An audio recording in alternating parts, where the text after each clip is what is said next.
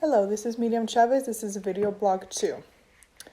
Getting started with the first question. With the creation of the U.S.-Mexico border in 1848 and throughout the 20th century, Mexican Americans are seen as foreigners and intruders.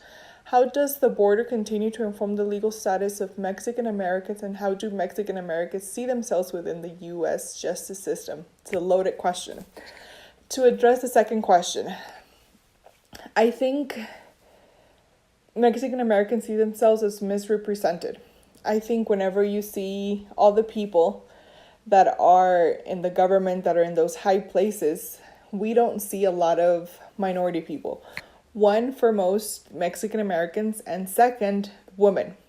So I think for the most part, Mexican Americans feel misrepresented in the justice system.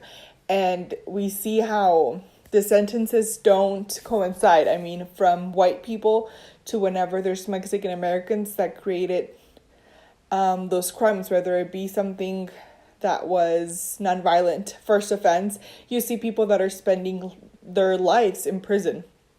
So I think, just to sum up everything, it's just misrepresented.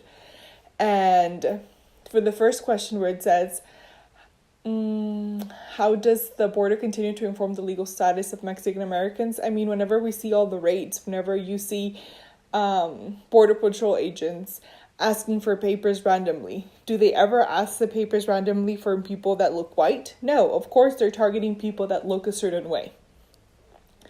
Going into the second question, how did the lawyers of the Hernandez versus Texas case use the 14th Amendment of the U.S. Constitution to win the case?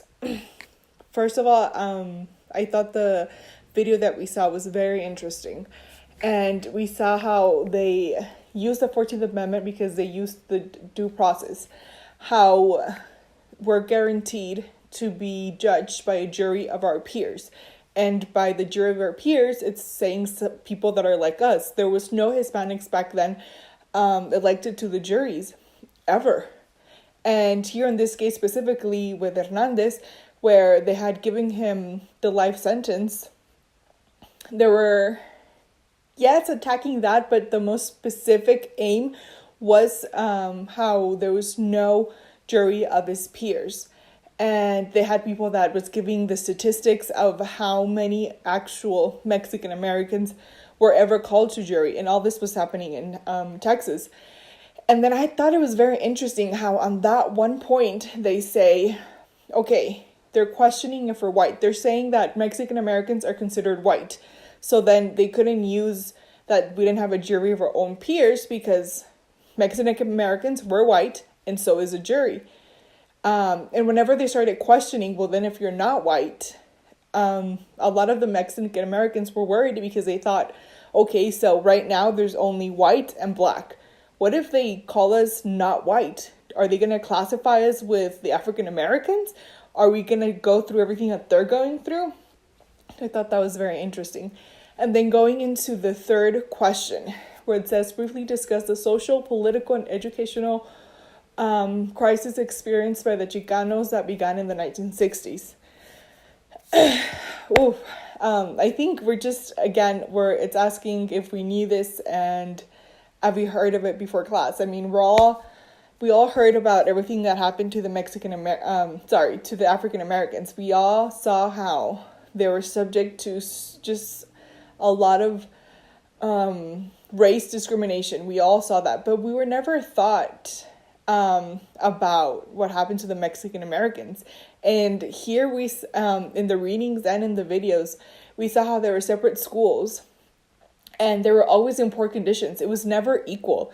It was always, they had to go, the distance was way farther to go into that Mexican American school.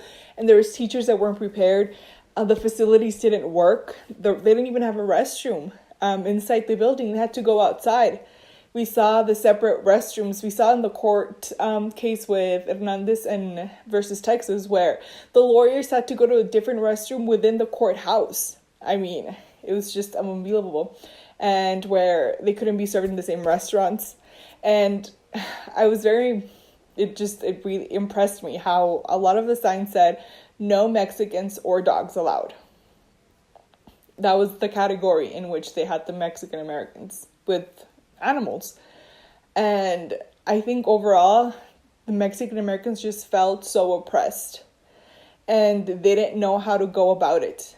And how I thought it was very interesting how a lot of the kids in the 60s were saying that their parents didn't want to tell them everything that they went through because they didn't want to pass along that sadness or for them to be mad. But at the end of the day, these kids were saying that's not going to happen. We're stopping it now because we want a better future for our kids as well. And I think we're not taught about this because it's not, the government hasn't come out to say, yes, we did this and we're sorry, or this was happening.